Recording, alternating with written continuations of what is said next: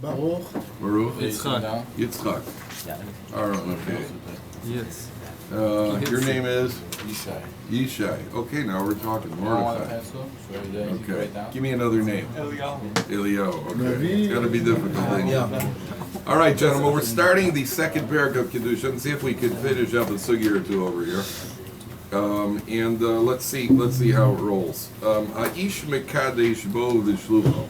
A man is mekadesh through himself or through his agent. Everybody knows Kidushin. I think we have different levels here, so it'll be different levels of learning. But Beginning. we'll do the best we can. Thank you. Ish mekadesh bo v'shlucho. A man betroths a woman through himself or through his agent. Now, the idea of Kidushin is what we would call halachic betrothal. Halachic betrothal means that whereas there's marriage, which is called nisuin, marriage is nisuin, there's something called Kidushin. So in the old days, what they used to do is if a guy would get me mekadesh a woman, what we do under the chuppah today, I don't know how you guys do it, but the Ashkenazim do it. If those of you who are not Ashkenazim, you should be. But what we do under the chuppah, So he walks in. what we do under the chuppah that takes 15 minutes in the old days used to take a year. A man would be mekadesh a woman, give her a ring, and then they are officially, she's what's called mekudeshes. Now mekudeshes means a halachic betrothal has nothing to nowadays when you get engaged. That has no halachic bearing. Nowadays you get engaged, it's just like you make an announcement in shul, and then you get an aliyah and everybody goes, that's what nowadays is. In the old days, Kiddushin meant that the woman is at a halfway status. I mean, once she's betrothed, she's forbidden to any other men, and if she has a relationship with another man, it's as if it's a married woman committing adultery, which is punishable by death in Beis Din. Whereas if it's a single woman who has a relationship, it's an aveira, it's a sin, but it's not punishable by capital offense. So Kiddushin puts her into a status where she is off limits both to the husband, because they're not fully married, and she's off limits to all other men in the world. Okay, nowadays we do that. We do the whole thing under the hook. It's one of our guests. more guys. You went to the right. Nowadays we do the whole thing under the hook. And nowadays you have Kidushin and in 15 minutes later they read the ksuba or whatever it is that you do, and then you have and then you have what's called nisuin, which is the official marriage. So the Mishnah begins by saying, "Haish mekadesh bo v'shlucho." A man could betroth a woman through himself or through his agent. We find many places in halacha you could do things through agents. If you want to give tzedakah, you could give me the money and I'll put it in the pushka. You can give me the money and just give me the money, but you can give me the money and I'll put it in the pushka. Aaron would never try me, right, Aaron?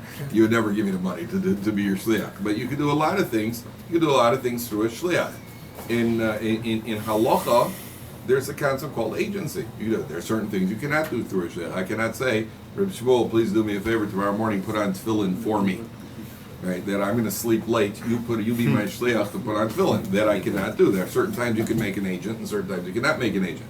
But many places in halacha you could make an agent. So the Gemara says, "Ish bekadesh bo v'shlucha," and ha'isha miskadeshes ba'u v'shlucha. A woman could be betrothed through herself or through an agent. A woman could say to her friend, "Do me a favor. Ruvain wants to betroth me. Go and accept the ring from Ruvain and be my agent to accept the betrothal." So Ruvain says to the agent, he says to the woman, he says, "Harei Rachel mikudeshes li." Leah goes over and gets the ring. He says, "With this ring that I'm giving you, Rachel is betrothed to me." And the one who receives it becomes the agent. A man who is an agent goes and says to the woman, he goes to Rachel and he says, "With this ring, Ruvain is betrothing you." With this ring, Ruvain is betrothing you. Now, by the way, there is an interesting situation that could arise, where let's say the shliach, I make Shahab a shliach to go be mekadesh a woman, and Shahab goes over and he says, "Hey, she's a good catch. Father's got a lot of money. She's a nice girl. Father's got even more money. She's got the three main features. She's got money, and more money." And Shahab says, "Hey, Kaplan's going to have to get in line," and he pulls out his own ring, and it says, "Harei mekudesh asli." What do you think the halacha is there? What's that? You got jacked. Yeah, you got jacked. Shahab gets her. He's not a tzaddik. He isn't. we're not going to give him shlishi in shul for what he's done, but that works because he was an agent and he voided the agency. Now, if he would have used my ring, it'd be just something else. I say, Shah, give her the ring, and he goes and betroths her with my ring. That's something different. Because what are you taking my ring and you're dissing me with my own ring? That you can't do. But if you would go and do it yourself, that works. That works. Why not? You decided. Well, I was. I say, yeah. I heard some guys were playing Risk. You played Risk, right? The guys were playing Risk. So 2 guys or 3 guys playing Risk. 2 guys made a treaty to attack the 3rd guy. And one of the guys got cards. He cashed in, and he attacked the guy he made the treaty with. This guy said, "Hey, we made a treaty." So he said to him, "World War II was started with a broken treaty." Yeah, you broke your word. Yeah, sue me. Doesn't matter. You lied, but it works. That's the halacha. Now, ha'isha miskadeshes bo vishlucha. And then the Mishnah, the last phrase of the Mishnah is ha'isha mekadeshes bito kishihi na'ara. A man betroths his daughter when she's an na'ara, bo uvishlucha, through himself or through his agent. Now, that means there are 3 stages. There are 3 stages for a girl. A woman. A woman is either a katana, which means she's a minor, or she is a bogeres, which means she is an adult. And then there's this middle stage. It's an intermediate stage. It's a very strange stage in halacha, where she is what's called a nara. A nara means she needs 2 factors. She needs to have turned 12 years old, and for the first 6 months after she's 12 years old, that she begins showing physical signs of maturity, she is a nara. For the first 6 months after, in other words, let's say she is a late matured. So let's say she only starts to physically mature at 14. So as soon as she begins to physically mature at 14, for the first those 6 months, she is considered a nara. You need 2 factors. You need both 12 years old and the onset of physical maturity. If she's an early matured, let's say she shows physical maturity at 11 years old, she's still not a nara. She only becomes a nara when she hits 12 years old for the first 6 months. So someone can be a nara for 5 years long? She's not a nara, she's still a katana. It's only 6 months. In other words, she's 50, up till, let's say she's a late start, 18. She hasn't physically matured till 18. During that time, she's got the official status of a katana. She has not become a nara yet. So why is there the label of 12 to 12 and a half? Because that's the norm. The norm is 12. You have to be 12 years old because that's the norm, and it's a 6 month period. During that 6 month period, she's considered a nara. So the norm is 12 at 12 years old. That's where that's why she's called a nara. Now, let's read the Mishnah again, and then we're going to go into the Gemara. Ha'ish mekadesh bo v'shlucha. A man can betroth through himself or through his agent. Ha'isha miskadeshes bo v'shlucha. A woman can be betrothed through herself or through her agent. Ha'ish mekadeshes bitok shei nara bo v'shlucha. Man can betroth his daughter when she's an nara through himself or through his agent. Now, I'm going to read that first line in the Mishnah again. Ha'ish mekadesh bo v'shlucha. Is anybody bothered by anything there? Anybody bothered by something on that line? Ha'ish mekadesh bo uvishlucha. A man can betroth through himself or through his agent. Anybody bothered by anything? Because the next line says that Isha miskadesh, but and then it seems like somebody's being mekadesh him, like the wife is being mekadesh him. I don't know. Miskadesh means she's getting betrothed. She's not doing the betrothing. As a matter of fact, there is a situation. I mean, you're raising a good point. There is a situation where you see the man always has to make the declaration. Man always has to say Harayat Mikudeshasli. There is a strange situation. He not only has to say Harayat Mikudesh, he also has to give her the value of a pruta. Pruta, whatever a pruta is worth nowadays, probably about 3 or 4 cents. But he has to give her the value of a pruta.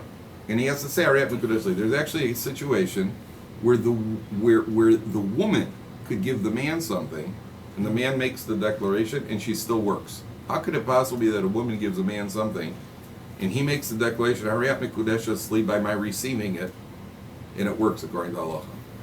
Anybody know? How can you possibly have that situation? If you can get a woman to do that, it's great. Get her to give you something instead of you giving her. Save yourself a pack. Yeah. Doesn't it work by like the reverse, like a get? A get something else. A get something else. A get is something only the man can give the get. But you have a situation here where only the man can give the get. You have a situation where a woman can give a man a pruta. The man says, "You are betrothed to me," and it works. When is that situation? Aaron, what do you say? How can you have a situation like that? Dupe the girl into giving you something. The answer is the Gemara says, "What if?" Let me ask you a question. Imagine you go to the President of the United States. You go to the Queen of England and you want to give her a gift. And the Queen of England rejects your gift. How would you feel? Disappointed. Hurt your feelings. You hurt your feelings. If she accepts the gift, who's gotten more? Does she need the gift? She doesn't need the gift. You have gotten the honor of her accepting the gift. So the Gemara says, if a man is what's called a man of distinction, he's an Adam Chashuv. Exactly what makes you an Adam Chashuv starts with being from Chicago. That's first of all. If you're not from Chicago, you're off the charts already. I don't care what you are. But you have to be an Adam Chashuv, where she gets a shava pruta, a pruta's worth of enjoyment. Stop smiling, Aaron. You know it's true. Which she gets a shava pruta's worth of enjoyment by you receiving the gift. She's honored that you've received the gift. Like Oprah. Then when you receive the gift, then like Oprah, then when you receive the gift, then you say to her, you are betrothed to me Nice. with the honor of my receiving of this gift. But the man has to make the declaration. Always the man. A woman can never say Harei ata mekudash li. That you can never say. As a matter of fact, you know, there's an interesting halachic question: is a man allowed to wear a wedding ring? You're not allowed to wear a ring. So here you get into the question of what's called beged isha. Beged isha, a man is not allowed to wear women's clothing. Women are not allowed to wear men's clothing. A man's not allowed to take up a woman's weapon. A woman's not allowed to take. A man's not allowed to walk around with a purse. You gotta put it away. A man's not allowed to walk around with a purse. A woman's not allowed to walk around with a weapon. A man can't. A man is not allowed to shave any parts of his body other than his face. A man can't shave his legs, his arms, his chest, anything else. That's all a woman's. Anything that is unique to women, a man can't do. Anything that's unique to women, a man can't do. So the question in halacha is a man allowed to wear a ring? Is a man allowed to wear a ring? So if you're in a society where men wear rings, you know, so there's men wear a wedding band, or men wear rings, so according to the halacha, you'd be allowed to, especially if it's a ring that's designed for men. Moshe Feinstein was asked about this question. Moshe said, yes, a man could wear, a wife could give the husband a ring, but she should not do so under the chuppah. She should not give him the ring under the chuppah, because then people might get confused and think that there was a double ring ceremony, that he betrothed her and she betrothed him. She's not betrothing him. He is betrothing her. When a husband marries a wife, and we'll go to your we'll go to your question now about the get. When a man marries a wife, he's taking her into possession. That's why in Hebrew, the husband is called the Baal. The Baal means the owner. The woman is called the Isha. So when you take the wife, when you get married, Rabosai, you take on full responsibility to support your wife. You have all the financial responsibility to support your wife. That being the case, since she's part of your property, it's no different than if you've acquired a table. Except that she's a talking table. But other than that, there's no difference between a wife and a table, right? If the wife is as quiet as a table, then you've certainly done well. But she's not. I'm telling you that from the get-go. When you acquire her, she becomes part of your property. And as part of your property, you now own her. So you have to take care of her. You have all the responsibilities. But then when you want to relinquish ownership, how does that happen? The owner has to relinquish ownership. She can't say, I'm divorcing you, because she doesn't own you. You own her. You own her. Now, what happens under a chuppah, you have to understand this, because people don't understand. You know, people get so caught up with the romance and the photographer and the caterer.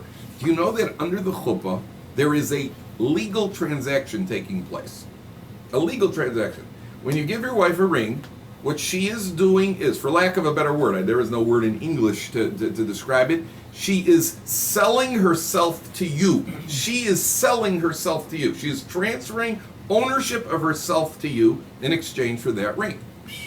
And that's only the beginning. Right? Then you're going to pay through the nose. But it's the ring is what takes over the ownership of the wife. That is what happens. It's a legal transaction. And therefore, a ring can be worn. A wife could give the husband a ring, but not under the chuppah. The Moshe says not under the chuppah, so people shouldn't think that there's any legal validity to the ring. By the way, just an interesting aside. You know the story with Yael and Sisera? In the Nach, it says that Sisera was running away, and Yael and what's his name? Was Yael's husband? The one who defeated them. She was running away from the Jewish general who defeated Sisera. Sisera was running away, and Yael managed to get him into the tent. And she gave him some wine, and he became thirsty. And she gave him some cheese, and he became thirsty. And she gave him some wine, and he fell asleep. And then what did she do? She killed him. How'd she kill him? Sword. She took, no, not a sword. She took a tent peg and put it right through his temple. Yikes. Yeah. And she put a tent peg right through the temple. And he wasn't a religious man. It was the temple up here. And she put the tent peg there. So the commentators say, 1 second, it's not the most efficient weapon. Why don't you take, like you suggested, why don't you take a sword and chop off his head properly? Why don't you use a tent peg? You know what the commentators answer? Because a sword is a man's weapon. A woman's not allowed to take up a man's weapon. And therefore she had to take something that's not a man's weapon. She took it. So if there would be a life threat, apparently he was in a good sleep, so she had a choice of what should it be today? Should it be the sword or the tent peg? And so she had a choice of choose your weapons. But it'd be obviously a life-threatening situation. They even ask nowadays if a woman is living in a country or in a neighborhood which is dangerous, so she's allowed to walk around with a gun or mace or something else to protect herself, pepper spray, whatever it's called. But from the letter of halacha, a man is not allowed to wear a woman's garment. A woman's not allowed to wear a man's garment. And therefore, in the question, can a man wear a ring? The halacha is that a man could wear a ring, but it should not be given under the chuppah. Okay? Now let's go back to the original question I asked you. Ha'ish mekadesh bo'u v'shlucho. Anybody bothered by that line? Ha'ish mekadesh bo'u v'shlucho. A man betroths through himself or through his agent. Anybody bothered by that line? 4 words. Ha'ish mekadesh bo'u v'shlucho. Anything bothering you about that? Maybe it's like a little bit too obvious, because if you could do it through a shliach, you can be sure do it yourself. Excellent. Eitan, you scintillate today. A man can be kaddish, a man can be kaddish through himself or through his agent. Well, yeah, duh. I mean, if you can be kaddish through your agent, because there's nothing in halacha that you have to do through an agent. There's nothing in the halacha that you could only do through an agent and you can't do through yourself. Nothing in halacha. So if it says a man can be kaddish through himself or through his agent, as I just say, ish mekadesh b'shlucho. And then what logic do we apply? Kal v'chomer, all the more so he can be kaddish through himself. Why does the Mishnah emphasize the man can be kaddish through himself or through his agent? I mean, that's fairly obvious. Okay? So that's exactly what the first question of the Gemara is going to be. Let's take a look at the Gemara. Gemara says like this: Hashta. The word hashta is the Aramaic word that means now. In context, we would say in English. Now hold on a second. Is it possible to make it a little cooler in the room? Is that the coolest it gets? I think it's the coolest they get. Is it the coolest it gets? Okay, so maybe we'll leave the door open a little bit. Yeah. Yeah, the mixture of the door and the what do you call it is good. That's good. We can leave the door open. It's good. Reb Shmuel, come. Just leave the door open. Leave the door open. We'll get a mixture of both. The Gemara says like this: Hashta. Now hold on a second. Bishlucho mikadesh. A man can betroth with his agent. Bo, me boy? Is there any question that he can do it by himself? Exactly what Eitan was asking. A man can be guided through his agent. Bo, me boy? Is there any question he can do it by himself? Why would the Gemara need to tell? Why would the Mishnah need to tell us that? Why does the Mishnah need to emphasize he can do it himself? Answers the Gemara. Amar Rav Yosef. Says Rav Yosef. The Mishnah is teaching us a halacha. What halacha is the Mishnah teaching us? Mitzvah bo yoser mi bishlucho. The Mishnah is teaching us not only that it works through an agent and it works through yourself. The Mishnah is teaching us that it's an even bigger mitzvah for you to do it yourself. And yes, it works through an agent, but if given a choice, what should you do? Mitzvah bo yoser mi bishlucho. Why? Why is it a bigger mitzvah to do it yourself than through your agent? Why is it a bigger mitzvah to do it through yourself or through your agent? Anything you do yourself is a bigger mitzvah. Why? You have the mitzvah. You have the mitzvah, and if you do it through the agent, you also have the mitzvah. Why is it a mitzvah? I mean, elaborate, Mordechai. Why? You're right. Why? You're taking more accountability. Taking more accountability? You're just as accountable with your agent. I mean, your agent is doing it for you. You're taking more accountability. What do you mean by you taking more accountability? You're partaking in the actual mitzvah. You're physically partaking in the mitzvah. You're getting yourself into the mitzvah, and therefore, says Rashi, you get more reward. Because the more you put into a mitzvah, the more reward you get. Mitzvah bo yoseh b'shlucho. The more you call accountability, you call more involvement on a personal level, like you say, physical involvement in the mitzvah. You get more reward for it. Number one. There's another reason, though. There's another reason on a deeper level. It has more an effect on you. When you do a mitzvah has an effect on you, whether you feel it immediately or not. The mitzvah has an effect on you. By sending an agent, you get a mitzvah. On the other hand, by doing it yourself, you've had the benefit of the activity of the mitzvah has an effect on your neshama, besides the reward you're going to get, because the reward is always proportional to the effort that's exerted. So the reward, it says in Pirkei Avos, Lefum Tsara Agra.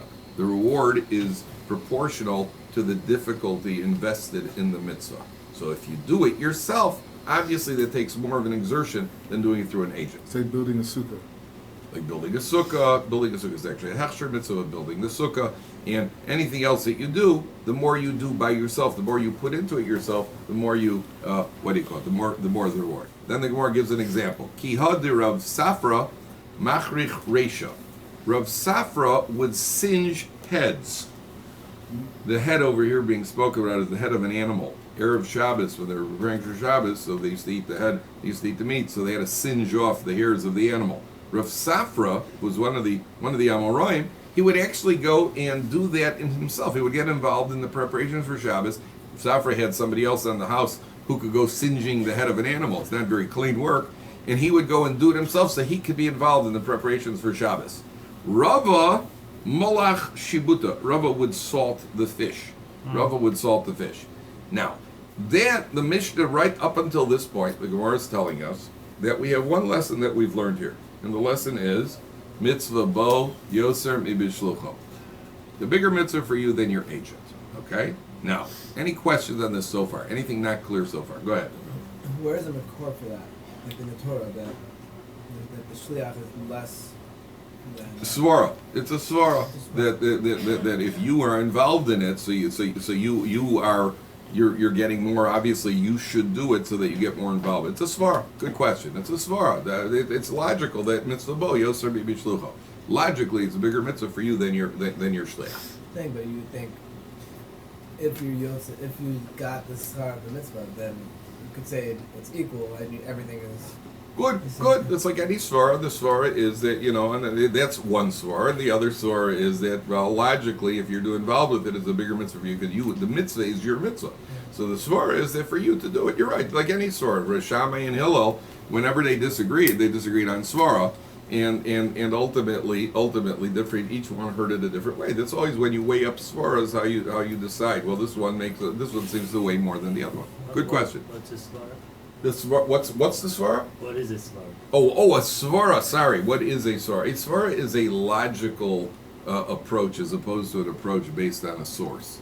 In other words, some halachas we learn because there's a source in the Torah that says this is the halacha.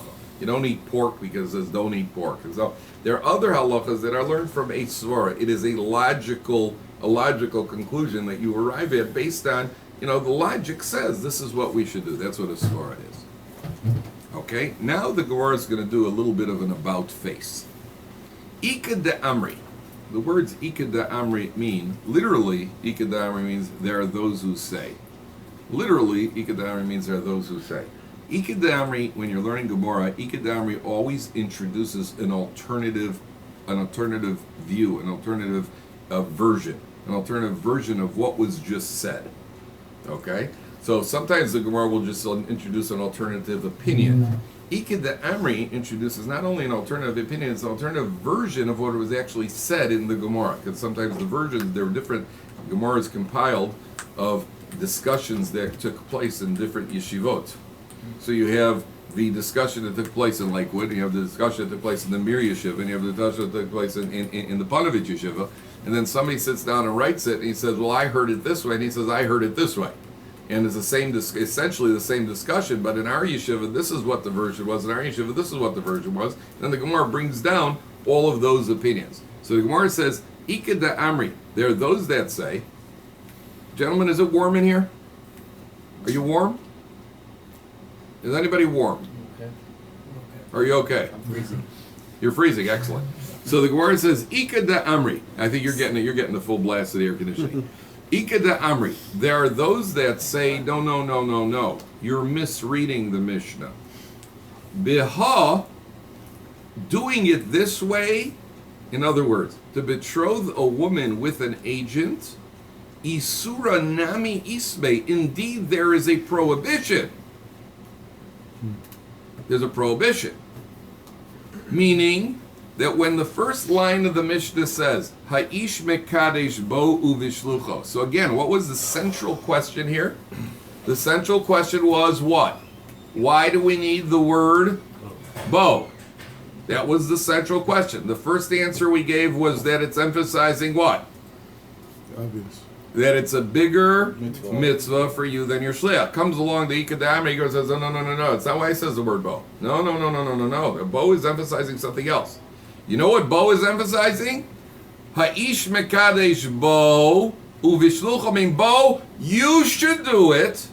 And if you do it through your shliach, you're transgressing. So then why does it say Ish mekadesh bo uvishlucha? If it's a transgressor, why does the Mishnah include the agent? You understand the question? Yeah. Saying, Ha'ish mekadesh bo, according to the second version, a man betroths through himself and through his agent. But if you do it through his agent, it's a prohibition. So why are you telling me you can do it through your agent? Why are you telling me you can do it through your agent if it's a prohibition? Anybody?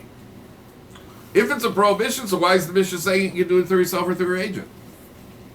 Maybe you could read it differently. No, according to this reading. According to this reading. You get an affair, but you're yotze. Oh. The answer is that there are certain times where something's prohibited, but just because it's prohibited doesn't mean it doesn't work. It's prohibited.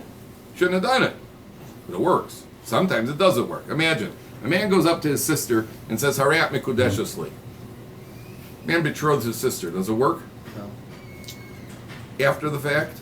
It works, but Does she need a get? No. Does she need a get to marry somebody else? Does she need a get? No. You can't marry your sister. You can't marry your sister. If a man goes up to a cow and says to a cow, Harayat mikudeshesli, gives the cow a ring. Does the cow need a get? No. No. Man goes up to his sister and says, Harayat mikudeshesli. Does she need a get? No. It didn't work. Nothing happened over here. You can't betroth your sister. You go up to your brother. Harayat mikudeshesli. Does that work?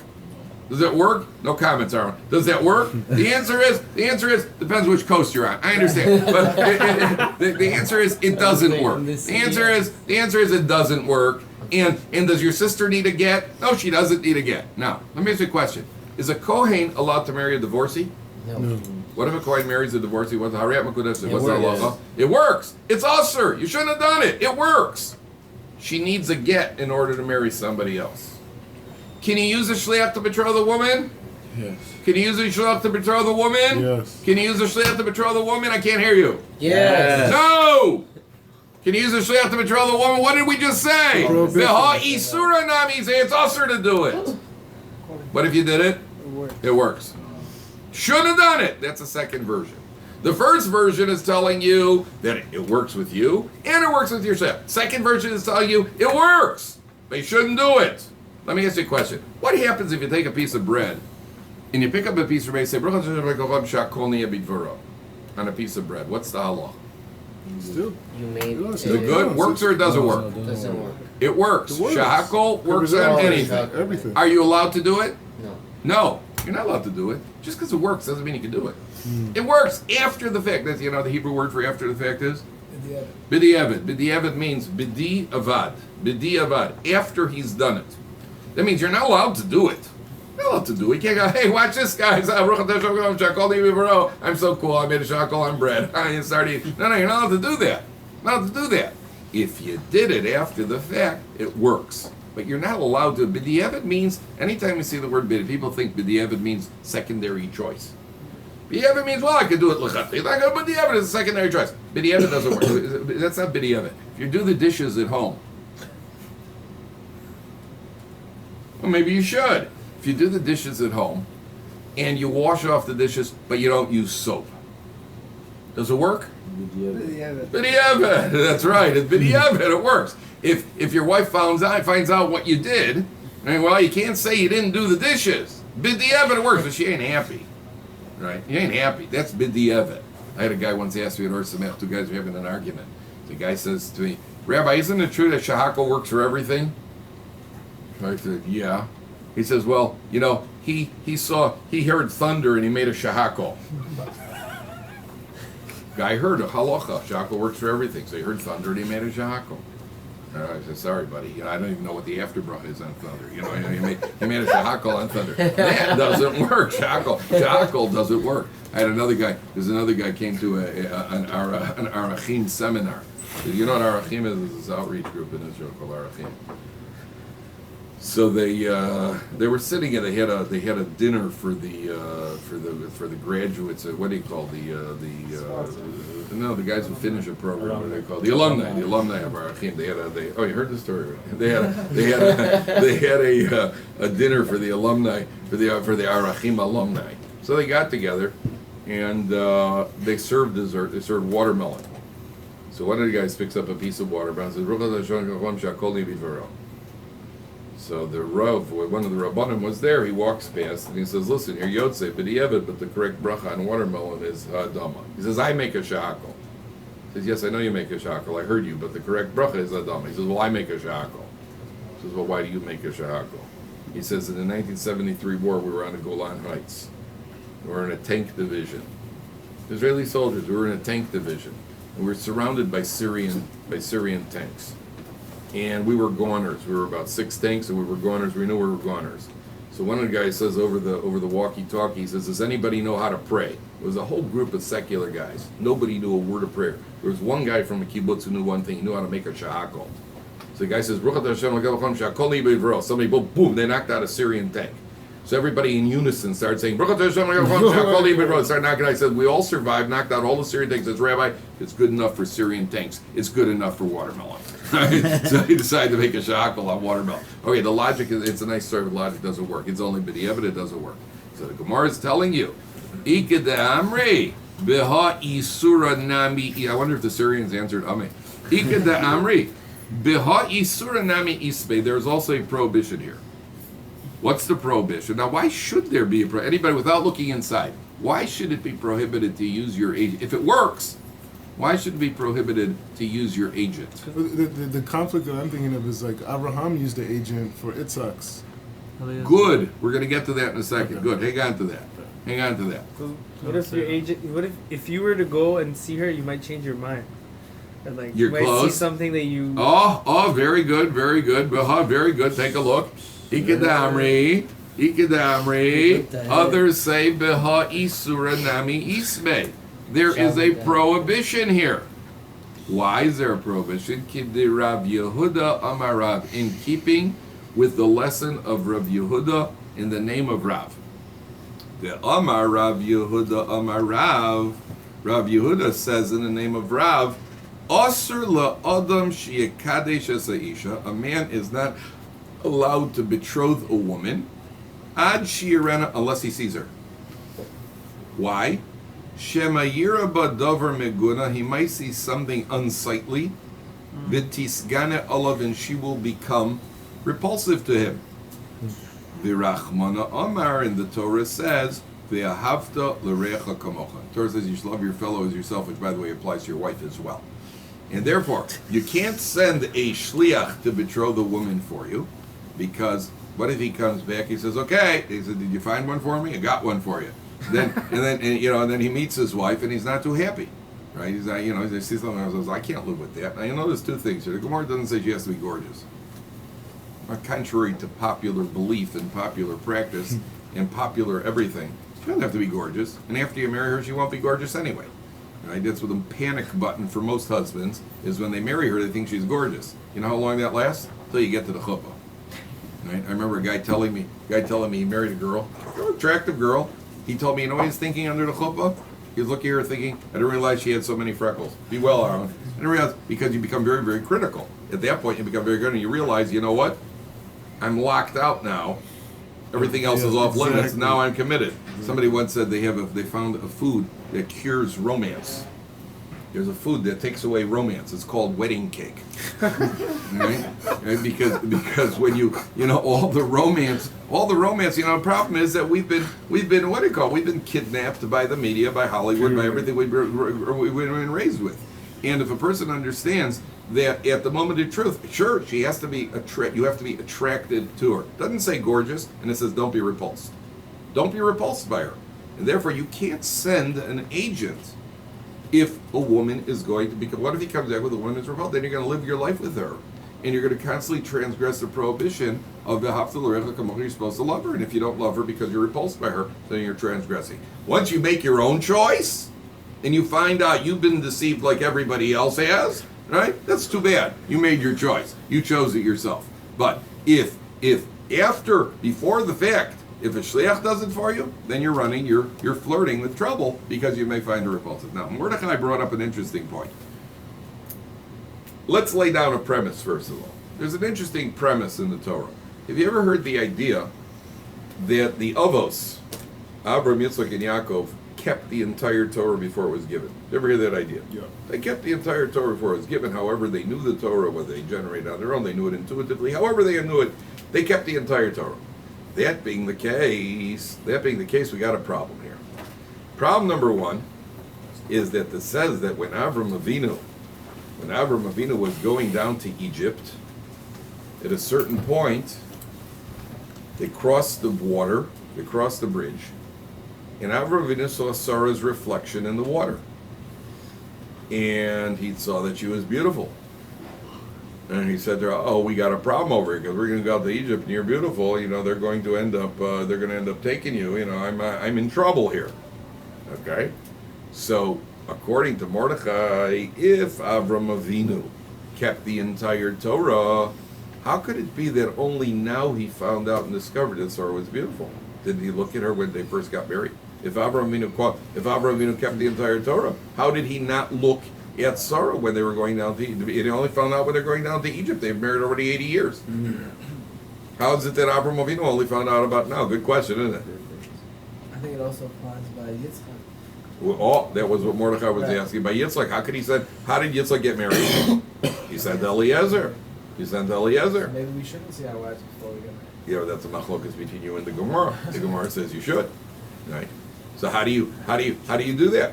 How do you do that? How did Avram Avinu only discover that? So you understand the problem. How did he discover that Sarah was beautiful only on the way down to Egypt? Why didn't Avram Avinu know about it before? Maybe he didn't realize so then. Why didn't he realize?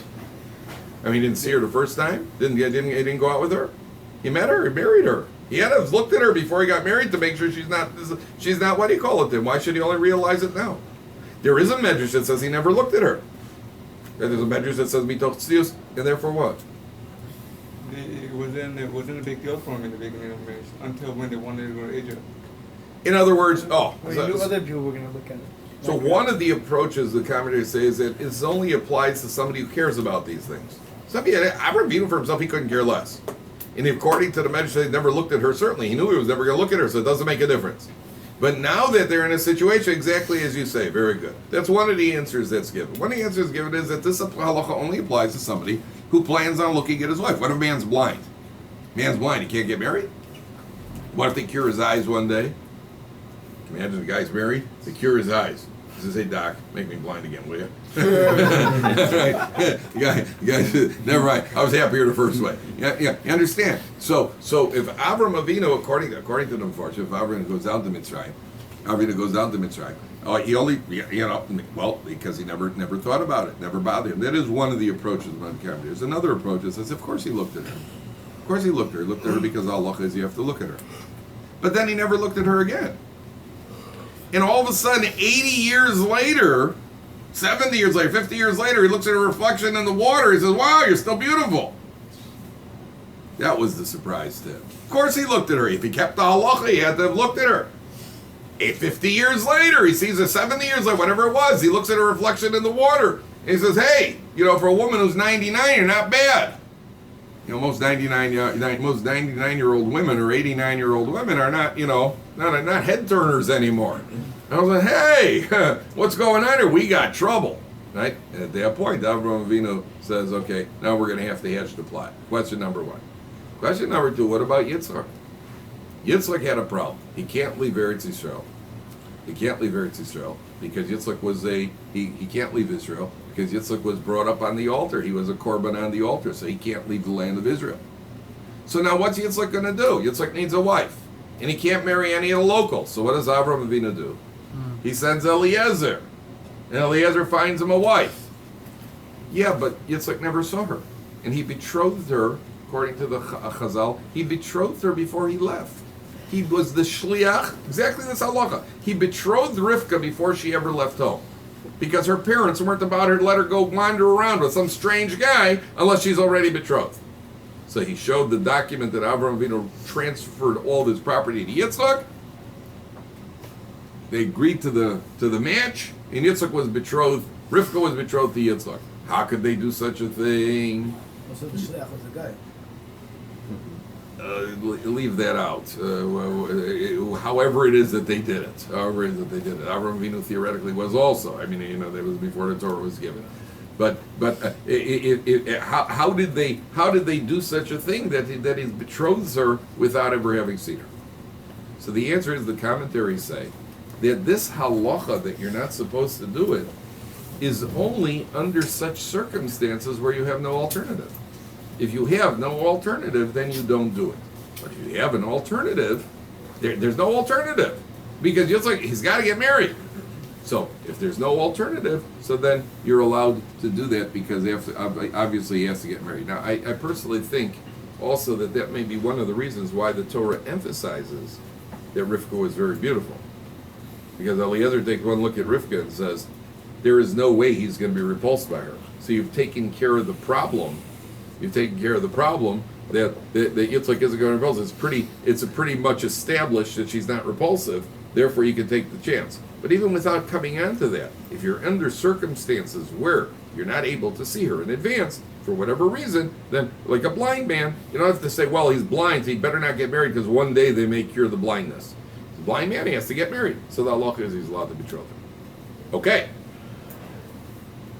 Okay, one more now. At that point, the Gemara goes like this.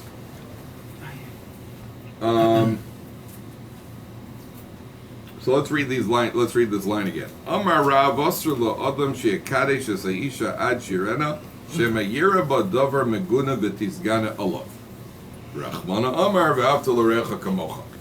So the Gemara says, okay, if that's true, what about the statement of Rav Yosef, mitzvah bo yoser mi bishlucha? Where does that statement fit in over here? The statement of mitzvah bo yoser bishlucha. We're saying now the first statement of the Mishnah is telling you that it's an usher to do it. What about the statement mitzvah bo yoser mi bishlucha? Says the Gemara, v'chi itmar de Rav Yosef. And when was Rav Yosef's statement made? In other words, what does that apply to? Aseifa itmar. That's going on the end part of the Mishnah. Seifa means the end part. Reisha is the first part. Seifa is the end part. What does the Seifa of the Mishnah, the second part of the Mishnah, say? Isha miskadeshes ba'u vishlucha. A woman could be betrothed through herself or through her agent. Hashta. Now hold on a second. Bishlucha mikadja. She could be betrothed through her agent. Me boy? Is there any question like the same exact question we asked originally? She'd be betrothed through her agent. Is there any question she could betroth through herself? Says the Gemara, a very interesting principle into human nature. Amar Rav Yosef. Rav Yosef says, this is where Rav Yosef's statement applies. Mitzvah ba yoser mi bishlucha. It is a mitzvah for her more than through her agent. What's the obvious question? Why? Why what? Why is it better for... Again, for the same reason that we said the whole concept of mitzvah bo yoser mi bishlucha, because you're involved in it. What's the obvious question? Why for her not? Why is it not an Avera? Why is it not an Avera? Mitzvah ba yoser mi bishlucha. In the Reisha, in the first part of the Mishnah, we said it's obviously not good for the man to do it. It's usher. So why is it when it comes to a woman, it says, no, mitzvah ba yoser mi bishlucha, but she can certainly use an agent.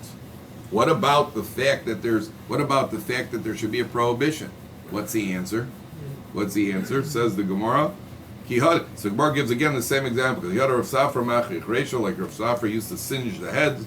Rava malach shibuta, Rava salted the fish. Aval beha isura leisba. There is no prohibition here. No prohibition. A woman could use an agent, sight unseen. Sight unseen. She could send an agent. A guy, she hears a rumor somebody wants to marry her, she could send an agent, go accept Kidushin for me. See a nice guy? Yeah. Can he support a family? Yeah. Go accept Kidushin for me. Why?